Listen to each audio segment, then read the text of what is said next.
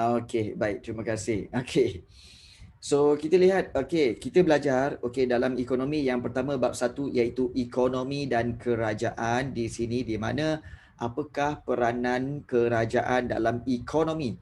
Kita tahu kerajaan sebenarnya bukan sahaja dalam ekonomi tetapi dalam sosial, dalam kebajikan rakyat, dalam pertahanan, dalam kedaulatan negara. Kita telah pelajari dalam sejarah, tetapi kalau dalam peranan sebagai dalam ekonomi, kita belajar dalam ekonomi lah, iaitu peranan kerajaan dalam ekonomi adalah sebagai pengeluar dan majikan.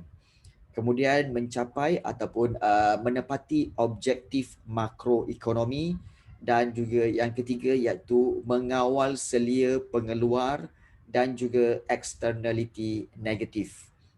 Ini yang telah kita pelajari, dan kita lihat sebagai pengeluar, kerajaan adalah pengeluar kepada dua jenis barang, iaitu barang awam dan juga barang sosial. Perbezaan barang awam dengan barang sosial ialah barang awam adalah barang-barang yang berbentuk fizikal yang kamu boleh sentuh, seperti jalan raya, padang awam, sekolah dan klinik kerajaan. Manakala barang sosial, dia sifat dia sama, cuma dia berbentuk apa? Berbentuk perkhidmatan seperti pembekalan air terawat, kemudian juga pendidikan percuma. So ini adalah barang-barang sosial. So beza antara barang awam dengan barang sosial iaitu barang awam ni dia berbentuk fizikal dan barang sosial kebiasaannya dalam bentuk perkhidmatan. Okey. So dan apabila kerajaan sahaja yang menawarkan produk, iaitu menawarkan pembekalan, maka dia akan menjadi monopoli semula jadi. Iaitu monopoli semula jadi ini bermaksud kerajaanlah satu-satunya yang akan membekalkan barangan tersebut, dan barangan itu tidak ada pengganti, dan kerajaanlah yang akan menentukan harga pasaran, dan tidak ada kebebasan untuk keluar masuk industri. Dia tak boleh suka-suka hati nak keluar ataupun suka-suka hati tidak mahu membekalkan barang-barang itu, kerana itu telah tanggungjawab mereka. Okey, baik. Seterusnya, kita lihat peranan kerajaan sebagai majikan, di mana kerajaan sebagai majikan iaitu membekalkan ataupun menawarkan peluang pekerjaan dalam perkhidmatan sektor awam ataupun perkhidmatan kerajaan, di mana kita lihat perkhidmatan awam ini adalah tulang belakang ekonomi yang akan melicinkan pengeluaran sektor ekonomi lain, dan dengan peluang pekerjaan ini maka kerajaan dapat menjana pendapatan kepada pejabat awam, meningkatkan taraf hidup pejabat awam kerana kuasa beli mereka meningkat, permintaan barang dan perkhidmatan pun tinggi, serta menjana pertumbuhan ekonomi dalam negara. Dan sebab itu kalau kita lihat, kaki tangan kerajaan akan menerima pelbagai faedah sampingan oleh kerajaan. Baik, penjawat tu apa cikgu? Maknanya adalah orang-orang yang memegang jawatan. Penjawat tu bermaksud orang yang memegang jawatan. Sebab tu asal perkataan dia jawat. Ya, jawat. So jawatan maknanya adalah pekerjaan ataupun dia punya apa? Dia punya pangkat ataupun dia punya bidang tugas. Bukan. Penjawat ialah orang yang menjawat atau memenuhi jawatan itu. Itu beza penjawat ya. Penjawat awam. Penjawat awam maknanya orang-orang yang yang menduduki jawatan itu di peringkat kerajaan. Itu penjawat awam. Okey. Dan penjawat awam ataupun kaki tangan kerajaan, sebenarnya mereka mendapat banyak faedah sampingan oleh kerajaan, antaranya allowance perumahan dan juga allowance sara hidup. Okey. Allowance sara hidup kolah. Okey. Okey. Selain daripada itu, mereka juga ada kemudahan pinjaman perumahan dan juga kenderaan kalau kita lihat di sini. Okey. Kemudian imbuhan tetap khidmat awam, kemudian juga ada pencen selepas bersara. Maknanya kalau pejabat awam ni, kalau mereka tamat bekerja pada umur 65, maka selepas itu mereka mendapat pencen setiap bulan dan mereka dapat cuti tahunan dan juga cuti bersalin. So itu adalah kita kata sebagai faedah sampingan. Dan kemudian kita lihat yang kedua, peranan kedua kerajaan iaitu mencapai objektif makroekonomi, di mana objektif makroekonomi iaitu mencapai matlamat kerajaan dalam bidang ekonomi yang keseluruhan. Dia bukan melihat kepada individu atau bukan melihat kepada firma sahaja, tetapi merangkumi seluruh negara. Contohnya apa? Berkaitan dengan guna tenaga penuh. Guna tenaga penuh maksudnya apa? Iaitu seluruh rakyat mendapat pekerjaan ataupun at least 96% bekerja. 96% bekerja. Nanti kita akan tengok ya. Kemudian kestabilan harga, pertumbuhan ekonomi dan juga kestabilan imbangan pembayaran. Di mana kita lihat satu-satu, guna tenaga penuh iaitu kalau maksudnya hampir semua orang bekerja, so kadar pengangguran ataupun kadar yang tidak bekerja ialah kurang daripada 4%. Maknanya yang tak bekerja less than 4% dan yang bekerja berapa? More than 96% yang bekerja. Setuju tak? Kan?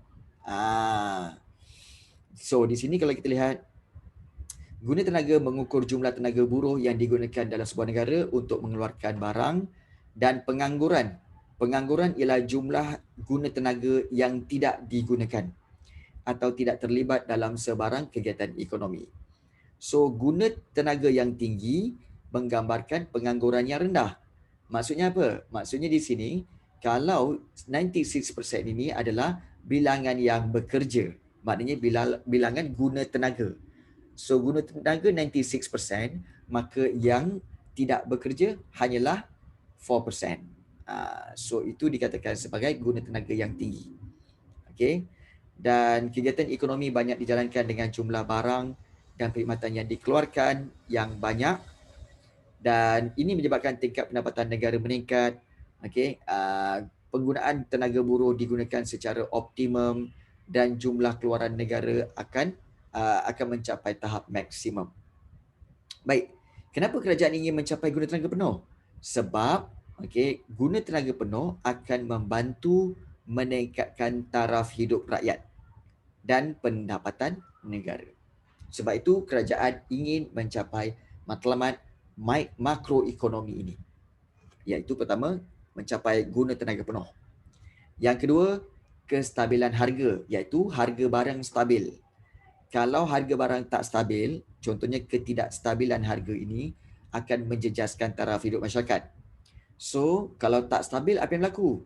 Kalau harga barang terlalu naik, maka akan berlaku inflasi. Kalau harga barang terlalu menurun ataupun jatuh, maka akan berlaku deflasi. So, mana-mana naik atau turun, ianya adalah buruk. So, kita nak stabil. Kita bukan nak mahal sangat ataupun kita nak murah sangat. Sebab kalau mahal sangat, ia akan menjejaskan pengguna. Akan menjejaskan pengguna. Tapi kalau harga barang murah sangat, akan menjejaskan firma. Nampak tak? Kalau inflasi, menjejaskan pengguna macam kita. Tapi kalau deflasi, akan menjejaskan syarikat ataupun firma. So, dua-dua tak nak. Kalau boleh, stabil. Itu kestabilan harga. Baik. Yang ketiga, pertumbuhan ekonomi, di mana kita tahu pertumbuhan ekonomi bermaksud iaitu peningkatan jumlah keluaran barang dan perkhidmatan dalam sebuah negara. Berbanding dengan tahun sebelumnya. Maknanya pada tahun itu berbanding tahun sebelumnya. So maknanya apa? Maknanya pertumbuhan ekonomi maksudnya apa tahu? Semakin banyak barang dan perkhidmatan dikeluarkan. Itu maksud pertumbuhan ekonomi. So lagi banyak lagi bagus. Sebab pertumbuhan ekonomi akan mendorong perkembangan aktiviti dalam ekonomi, penciptaan lebih banyak peluang pekerjaan, kemudian peningkatan pendapatan isi rumah, peningkatan kuasa beli, dan peningkatan taraf hidup masyarakat. Dan okey, yang ketiga ini iaitu kestabilan imbangan pembayaran. Okey, yang keempat. Yang ketiga. Pertama, guna tenaga penuh. Yang kedua, kestabilan harga. Yang ketiga, pertumbuhan ekonomi. Dan yang keempat, kestabilan imbangan pembayaran. Baik, imbangan pembayaran itu ialah sebenarnya penyata keuangan yang merekodkan aliran wang masuk dan wang keluar akibat daripada perdagangan antarabangsa dalam tempoh 1 tahun. So, tentang duit keluar masuk kerana ada import ekspor, kita nak juga stabil. Supaya apa? Supaya ianya akan kita kata akan menyebabkan ianya stabil dan juga mata wang kita lebih stabil. Mata wang kita lebih stabil. Contohnya, okey, kalau kita lihat lebihan imbangan pembayaran akan menyebabkan aliran wang masuk ke sebuah negara lebih tinggi daripada aliran wang keluar. Itu imbangan pembayaran lebihan ataupun lebihan imbangan pembayaran. Okey. Dan kalau kita lihat di sini, kalau defisit pula, iaitu defisit imbangan pembayaran di mana aliran wang keluar ke sesebuah negara lain melebihi aliran wang masuk ke dalam negara, dan itu berbahaya. Jadi kerajaan akan lebih mementingkan apa tahu? Imbangan pembayaran lebihan. Kerana kalau lebihan akan meningkatkan nilai ekspor barang dan perkhidmatan. Kemudian menggalakkan kemasukan pelaburan asing. Maknanya duit-duit asing pun akan masuk. Kemudian penerimaan mata wang asing lebih banyak daripada pembayaran mata wang tempatan ke luar negara. Dan ini akan meningkatkan rizab pertukaran mata wang asing dalam bank pusat dan akan menyebabkan nilai mata wang tempatan meningkat dan kegiatan ekonomi dalam negara semakin besar. Okey, baik. Sehingga ke situ, ada soalan nak tanya? Okey, sebelum cikgu proceed kepada peranan kerajaan satu lagi. Okey, kita telah melihat peranan kerajaan sebagai majikan, pengeluar dan majikan, dan yang kedua peranan kerajaan untuk mencapai objektif makroekonomi. Dan kejap lagi kita masuk kepada peranan kerajaan mengawal selia pengeluar. Okey, baik. Lupa rizab tu apa. Okey. Baik, reserve tu sebenarnya adalah daripada perkataan bahasa Inggeris iaitu reserve. Dan reserve tu ialah simpanan. Jadi meningkatkan simpanan lah sebenarnya. Meningkatkan simpanan tukaran mata wang asing. Dalam bank pusat. Okey. Cikgu rasa cikgu pernah cerita kot, tapi mungkin korang tak boleh bayangkan ke? Ke korang nak cikgu explain lagi ke bagaimana yang D tu meningkatkan rizab pertukaran mata wang asing? Nak cikgu explain lagi ke ataupun kamu rasa dah faham dah?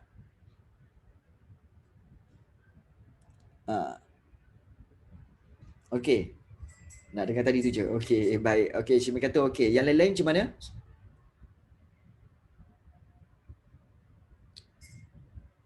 Yang lain okey. Jauza Amira? Okey. Okey je Okey, baik.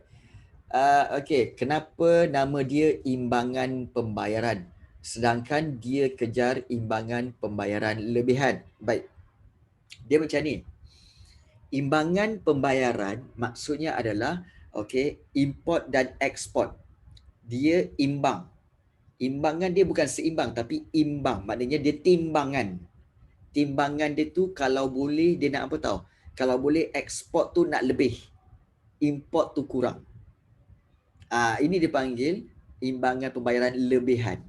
Sebab apa? Kalau ekspor lebih, itu yang menyebabkan mata wang akan masuk ke dalam negara dengan lebih banyak mata wang asing. Imbangan tu means imbang. Kan imbang. Tetapi kalau imbangan tu adalah alat, tetapi kalau dia boleh dia nak imbangan lebihan, imbangan lebihan iaitu ekspor lebih daripada import. Dan rizab pertukaran mata wang asing ni bila buat macam tu, maka duit luar negara akan banyak masuk ke dalam negara. Bila duit luar negara banyak masuk ke dalam negara, jadi siapa yang akan kumpulkan duit itu? Yang kumpulkan duit itu ialah bank pusat, iaitu Bank Negara Malaysia. Kalau ada yang bertanya, macam mana bank negara boleh kumpul cikgu? Duit satu Malaysia daripada Sabah Sarawak sampailah ke apa? Sampailah ke Perlis, Kedah, bank negara kat KL je cikgu. Tak susah pun. Sebenarnya apa yang berlaku adalah kalau katakan banyak duit luar masuk ke dalam negara kita, tak kira lah di Sabah ke, di Sarawak ke, okey, mereka, okey, orang-orang yang bawa duit ni, duit luar ni, mereka nak gunakan, okey, nak buat pembelian dalam negara.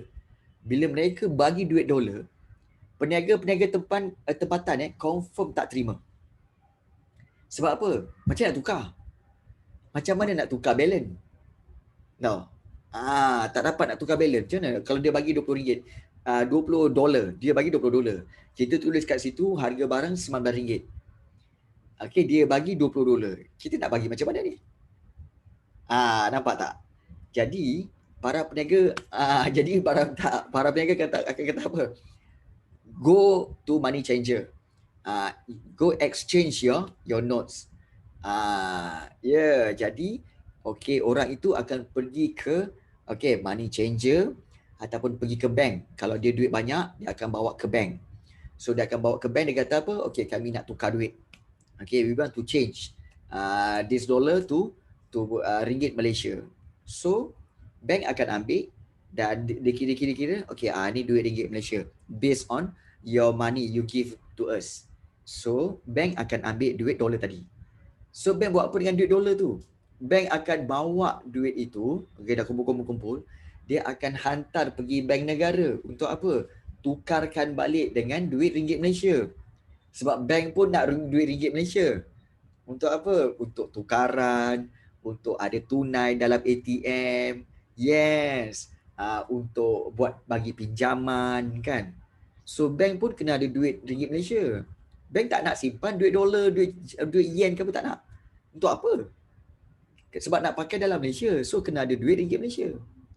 So bank daripada Sabah, Sarawak, Perlis, Johor, semua yang ada duit mata wang asing tu akan hantar pergi ke bank negara.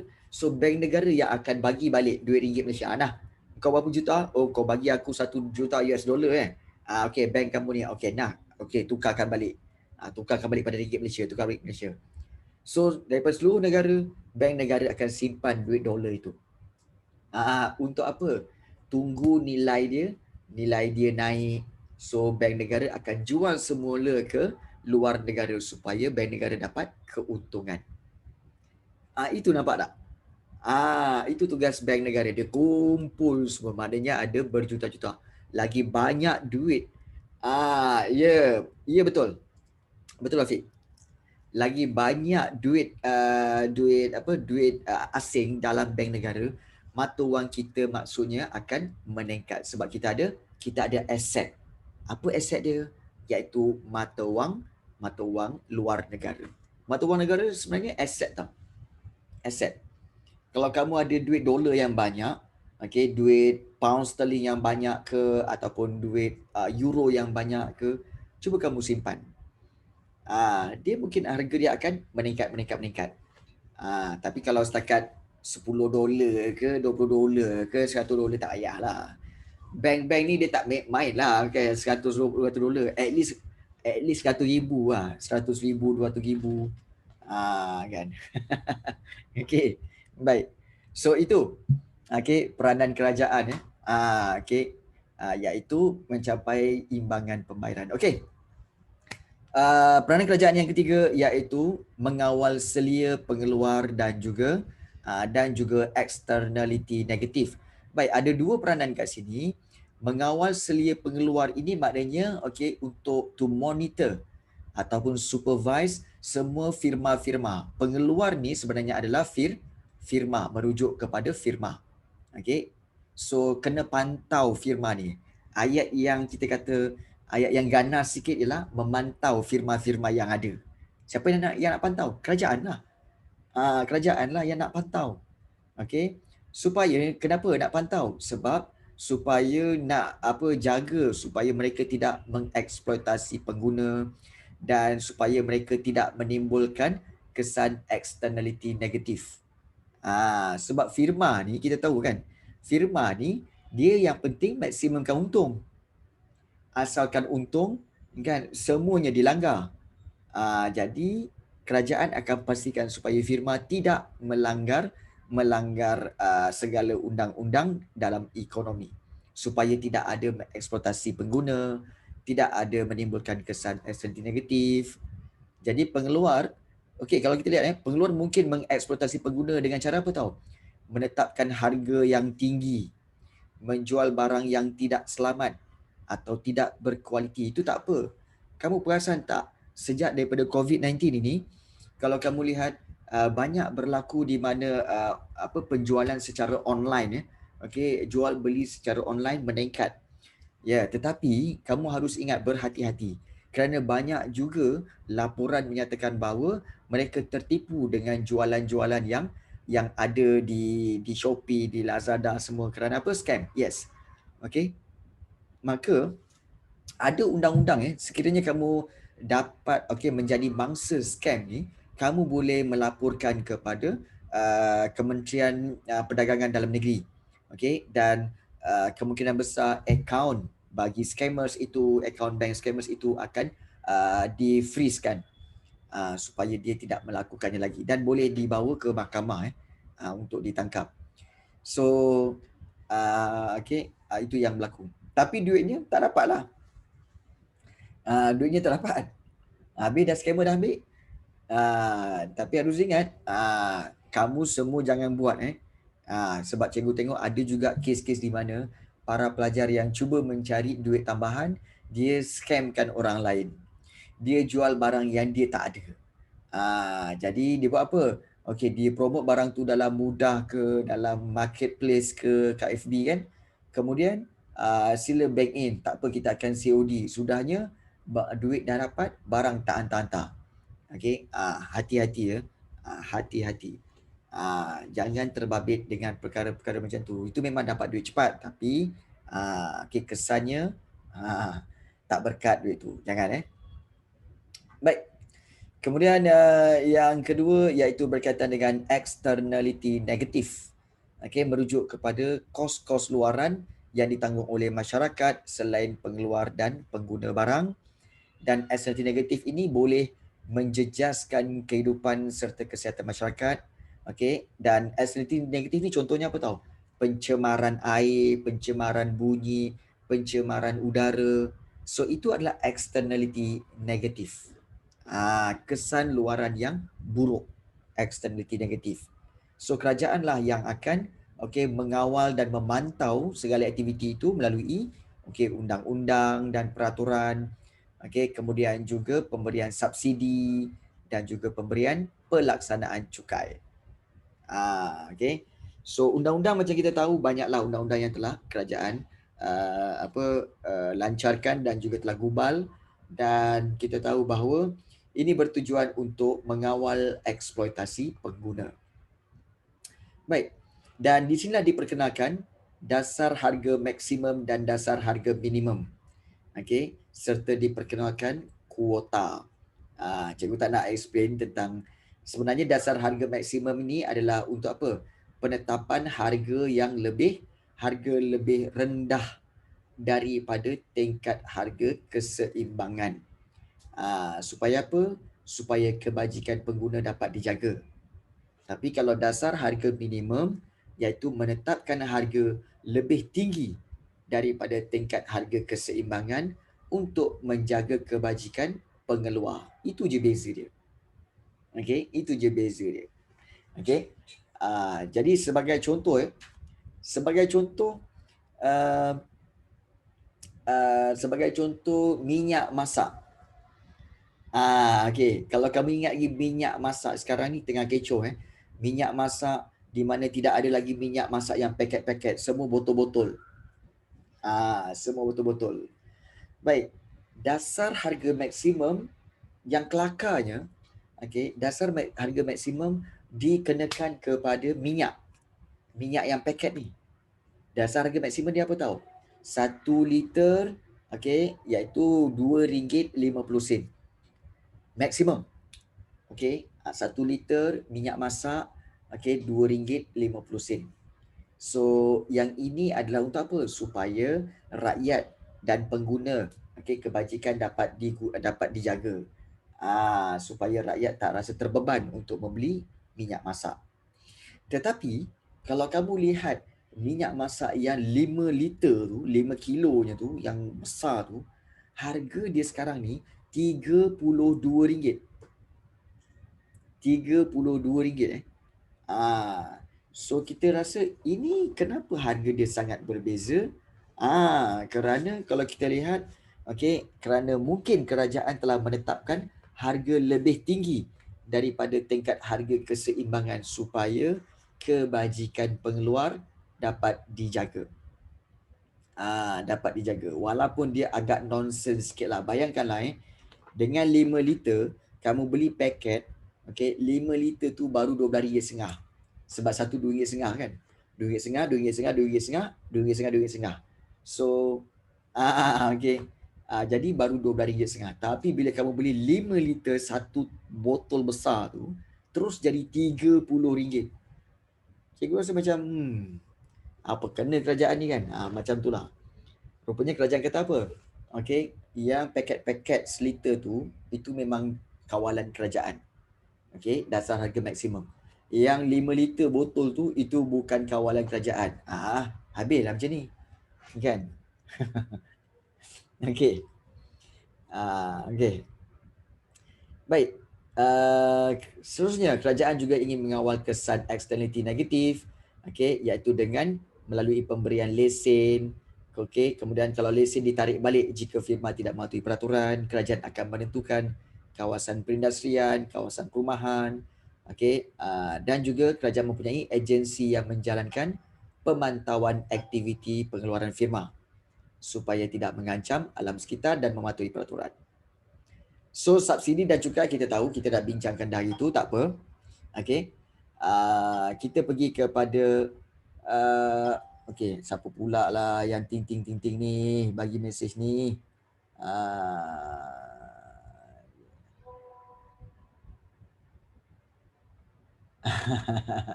Okey, baik.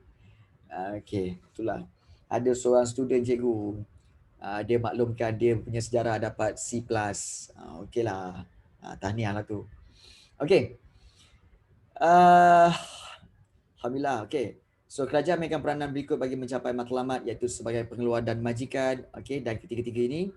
So itu telah kita bincangkan dan seterusnya 1.2 penunjuk ekonomi. Penunjuk ekonomi iaitu bagaimana, okey, iaitu berkaitan dengan bagaimana untuk mentafsir prestasi sesebuah ekonomi secara keseluruhan.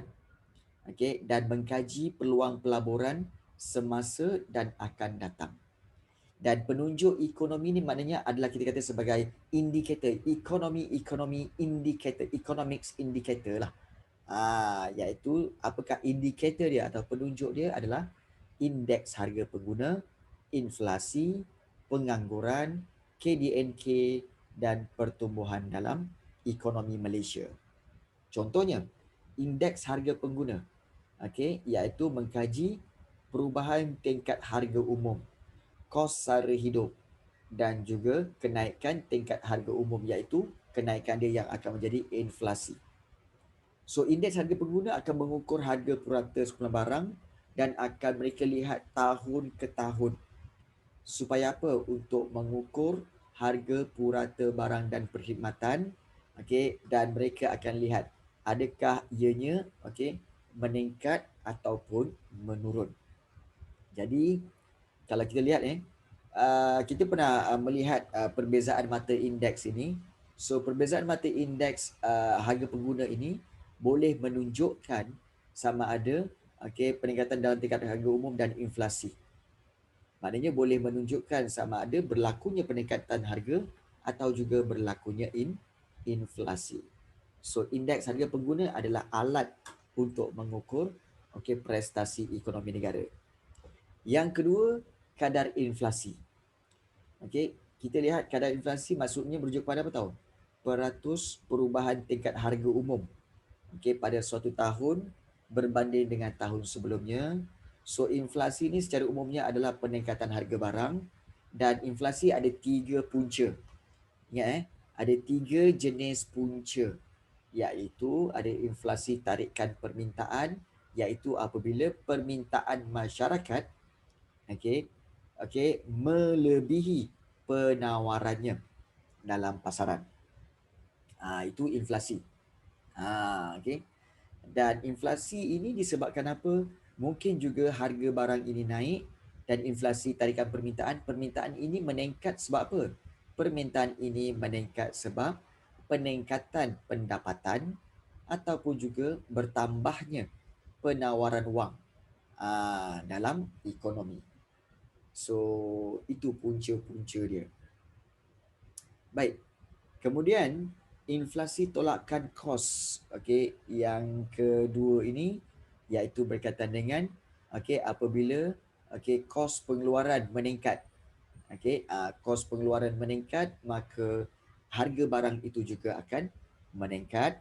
Dan satu lagi jenis inflasi ialah inflasi diimport, di mana kenaikan tingkat harga umum apabila harga barang yang diimport dari luar negara telah pun meningkat.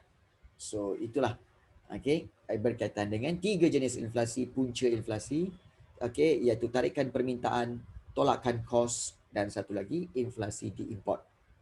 Dan kesannya, kita tahu banyak kesan dia, iaitu di mana kesan terhadap harga barang, iaitu barang akan meningkat. Kesan terhadap tabungan, simpanan akan semakin susut. Simpanan semakin susut ya. Kesan terhadap pendapatan, iaitu kuasa beli menurun. Kuasa beli menurun. Dan kesan terhadap pengangguran, sebenarnya pengangguran yang akan memberi kesan yang agak positif. Positif, di mana inflasi akan menyebabkan peluang pekerjaan bertambah. Peluang pekerjaan bertambah sebab permintaan meningkat. Kesan terhadap ekspor, menyebabkan harga produk tempatan lebih mahal daripada produk-produk luar. Dan kesan terhadap faedah menyebabkan kita lihat faedah akan ditingkatkan. So inflasi akan meningkatkan kadar faedah. Baik. Itu yang kedua. Yang ketiga iaitu pengangguran. Pengangguran kita tahu iaitu keadaan di mana apabila terdapat tenaga buruh yang sanggup bekerja tetapi tidak mendapat pekerjaan. Itu baru pengangguran. Dan pengangguran adalah bagus jika kadarnya di bawah 4%. Kalau lebih daripada 4%, itu bahaya.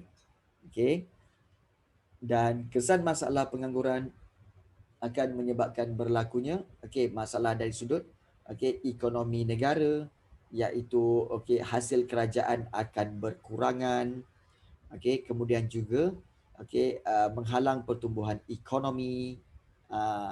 Sekarang lebih daripada 4% ke? Kamu rasa?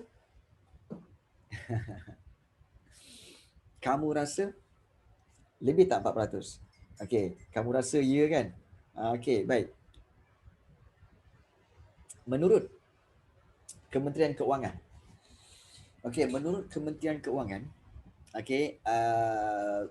mereka kata bahawa kadar pengangguran masih di bawah 4%. Mereka kata baru-baru ni masih di bawah 4%. Kerana apa? Kerana ramai sebenarnya yang telah diberhentikan kerja, mereka mendapat pekerjaan baru. Pekerjaan baru ni seperti apa? Sebab tu cikgu cakap, orang Malaysia ni dia boleh survive dengan cara apa tau? Mereka tak boleh bekerja macam tu, maka mereka buat apa? Ramai yang buat food panda, grab food, grab car, kemudian Lala Move, kemudian bungkus seat, kemudian juga maknanya diorang turn to service. Ada yang buka restoran. Nampak tak? Bermakna di sini mereka yang memang kata apa bekerja ni, mereka tak boleh nak orang kata apa, nak rehat-rehat kat rumah. Mereka nak juga bekerja, maka mereka keluar juga dan membuat apa juga pekerjaan. Apa-apa juga pekerjaan mereka ambil. So sebab itu kadar pengangguran tu dia terkawal. Dia terkawal. Kita assume memang banyak.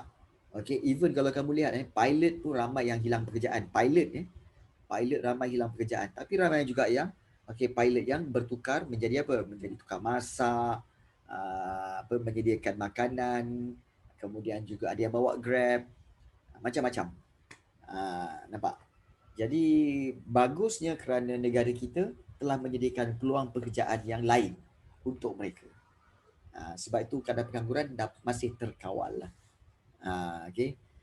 Baik. Pengangguran dari sudut masalah sosial iaitu kadar kemiskinan akan meningkat, menimbulkan masalah kekeluargaan. Sebab tu zaman sekarang ni ramai keluarga yang bercerai-berai apa semua. Kerana apa? Kerana kehilangan pekerjaan dan kehilangan pendapatan dan akan meningkatkan kes jenayah. Sebab itu pengangguran bahaya. Pengangguran bahaya. Pengangguran ada 3, iaitu pengangguran kitaran, pengangguran berstruktur dan juga pengangguran geseran. Ini pun cikgu rasa kamu semua dah tahu, dah faham tentang kitaran, apa beza kitaran, struktur dan geseran. Kitaran ni sebenarnya lebih kepada kitaran ekonomi, di mana apabila ekonomi mengalami kemelesetan maka berlaku pengangguran. Kita tahu bahawa almost every 10 years akan berlaku pengangguran. Dia circle. Dia bukan circle, dia dalam bentuk cycle. So sebab tu dipanggil pengangguran kitaran. Okey, kalau yang berstruktur iaitu kita kata bahawa mereka hilang kita kata hilang pekerjaan kerana apa? Kerana struktur ekonomi berubah. Struktur ekonomi berubah. Contohnya kita tahu bahawa dulu negara kita mementingkan pertanian.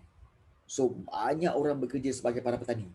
Kemudian back to 1980s, mereka banyak bekerja di kilang dan juga di pejabat. Maka orang-orang yang hanya ada kemahiran bertani ni, mereka tak mampu untuk bertukar kerja tiba-tiba jadi supervisor ke, tiba-tiba jadi kerani ke kan. Elok-elok petani jadi kerani. Diorang tak boleh bawa. Ramai yang tak ada skill. Maka mereka tak dapat pekerjaan. Maka mereka menganggur. Itu pengangguran berstruktur. Kalau pengangguran geseran ni macam korang semua apabila lepas keluar universiti. Bila lepas keluar universiti kamu dah grad. Dah grad. Kamu pun apply lah, dapat dah grad. Kamu pun apply lah kerja sana sini. 10 interview kamu pergi, 10 tak dapat. Dalam tempoh 5 bulan. Kamu pun menong. Kemudian selepas itu bulan yang ke-6 kamu apply baru dapat. So bermakna tempoh 5 bulan itu adalah kamu menganggur. Itu dipanggil pengangguran geseran. Ini geseran ni bersifat sementara lah. Bersifat sementara. Tapi bagi cikgu, kalau katakan kamu tak dapat pekerjaan, ambillah mana-mana pekerjaan walaupun di luar bidang kamu. Ambil je. Cari pengalaman. Ingat pengalaman lebih penting. Pengalaman lebih penting. Ya, asalkan halal. Dan kita tak tahu rupa-rupanya pengalaman itu sesuai dan pekerjaan yang baru itu sesuai untuk kamu. Sebab itu kalau kamu lihat banyak artis-artis negara kita belajar sampai luar negara, belajar undang-undang, law lah, business lah, balik sini jadi artis, jadi penyanyi, jadi pelakon, kan. Jadi itu juga satu yang berbeza. Boleh je asalkan dianya mendatangkan pendapatan. Ada sini nak jadi pelakon ke? Tak ada kan? Baik. Dan satu lagi alat yang untuk menjadi ukuran prestasi ekonomi ialah keluaran dalam negara kasar ataupun dipanggil KDNK. Iaitu KDNK ialah penunjuk ekonomi yang menggambarkan pendapatan negara. Iaitu apa tahu? Jumlah nilai pasaran barang dan perkhidmatan akhir yang dikeluarkan oleh semua faktor pengeluaran dalam sesebuah negara dalam tempoh setahun. dalam tempoh setahun ya. Jumlah semua barang dan perkhidmatan yang dikeluarkan dalam negara dalam tempoh setahun. So ini tujuan dia untuk mengukur pertumbuhan ekonomi. Dan kaedah pengiraan dia adalah menggunakan 3 kaedah: pendekatan keluaran, perbelanjaan dan juga pendekatan pendapatan.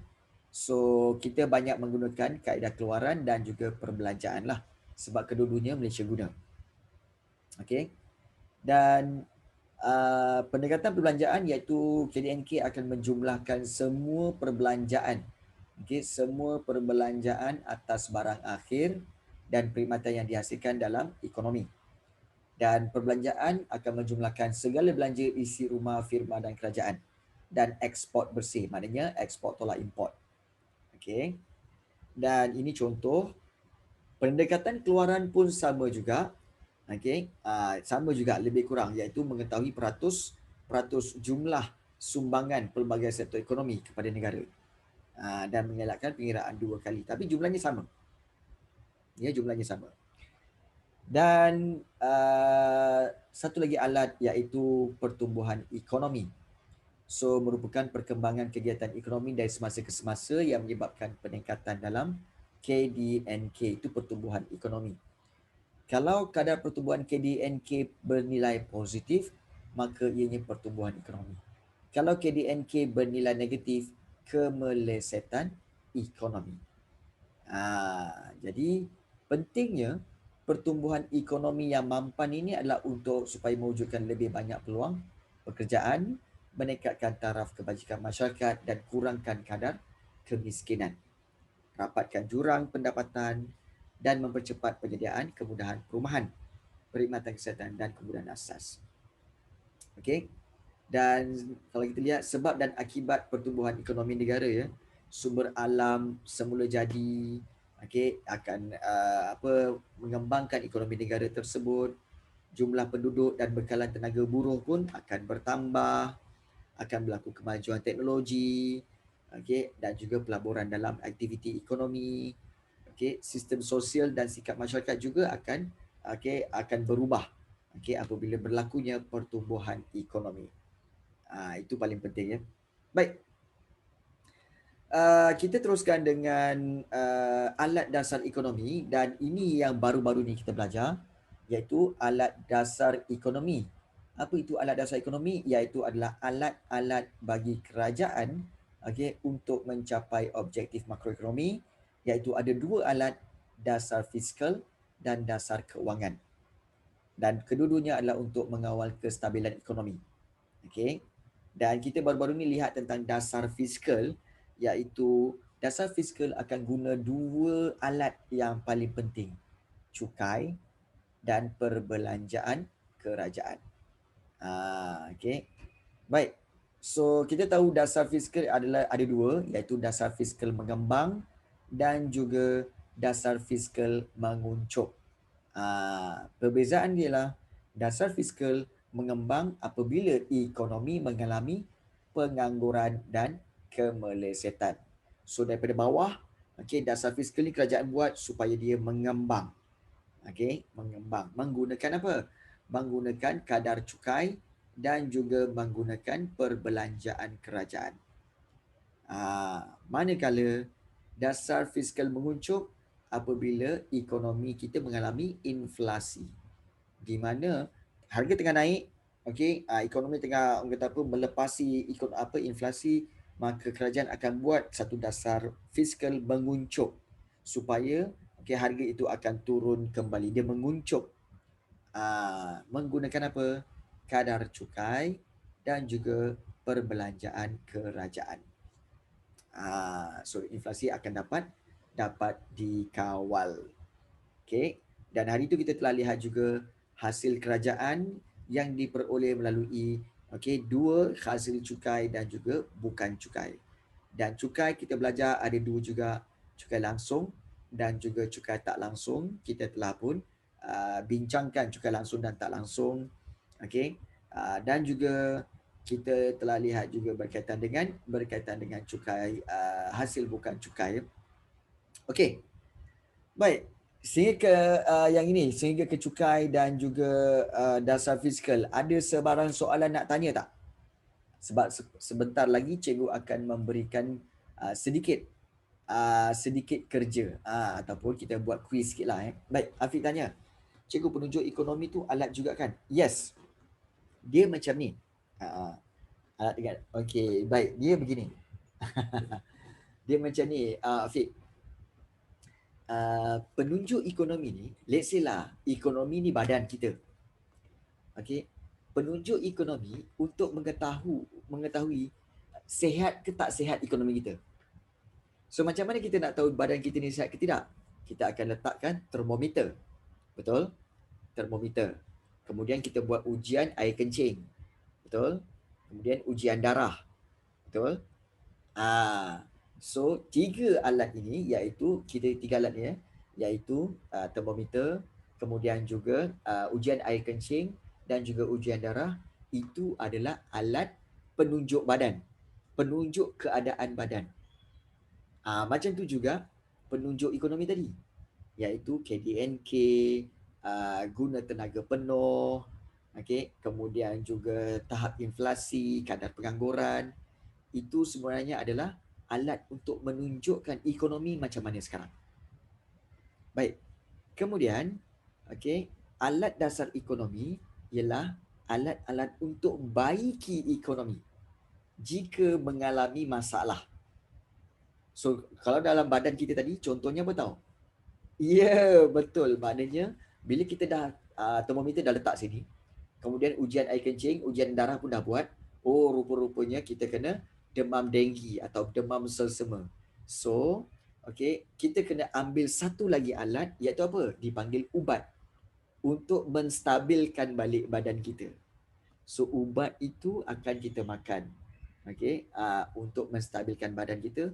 So, samalah macam ekonomi, iaitu alat dasar ekonomi ni untuk apa? Untuk alat bagi menstabilkan balik, membaiki balik ekonomi. Sebab tu ada dua, dasar fiskal dan dasar keuangan. Itu perbezaan dia. Alat penunjuk ekonomi dengan alat dasar ekonomi. Itu perbezaan dia. Bagus Afiq, boleh faham. Bagus. So yang lain macam mana? Ada soalan nak tanya? Amar Afiq, Amira? Nak tanya apa-apa? Mantap. Okey. Aisyah, Tira? Ada apa-apa soalan nak tanya? Tak ada? Okey. Kalau tak ada, baguslah. Kan? Sebab tak ada Okey, baik. So, cikgu akan berikan satu set soalan kat sini. Dan satu set soalan ini adalah soalan-soalan berbentuk soalan objektif. Soalan objektif. Di mana soalan-soalan ini untuk apa tahu? Untuk kamu latihan ajalah. Bukan apa. Kan lama-lama mengajar ni kan kamu ngantuk nanti. Kan? So, cikgu akan berikan latihan. Alright. So, dalam bentuk kuis. Dan ianya adalah kuisis. So, sila klik link ini. Klik link ini untuk kamu masuk ke dalam kuisis. Jom masuk. Silakan. Masuk, pintu tak kunci. Hafiq dah masuk.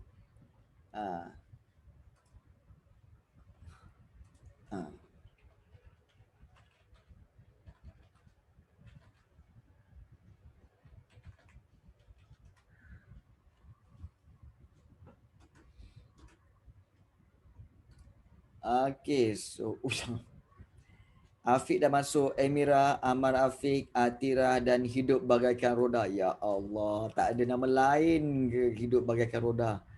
Aduh, 2, 4. Cimir tu. Seorang lagi. Jauza tak masuk lagi, Jauza. Jauza masuklah. Hilang dah Jauza. Mana Jauza? 2, 4, 6. Okey. Okey. So tak apa, kita akan mulakan dari sekarang. Okey. Call dia.